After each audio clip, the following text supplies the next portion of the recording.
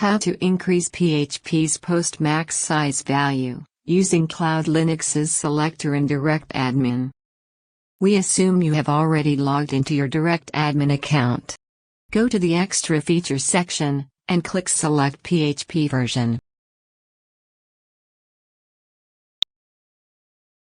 Click the Options menu.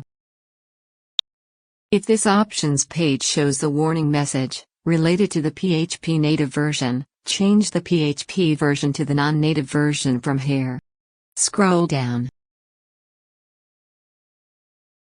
The current max size for the post method is 8 MB. Now change the post max size value as per your requirements.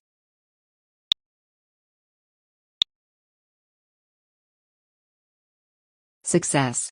The post max size value has increased.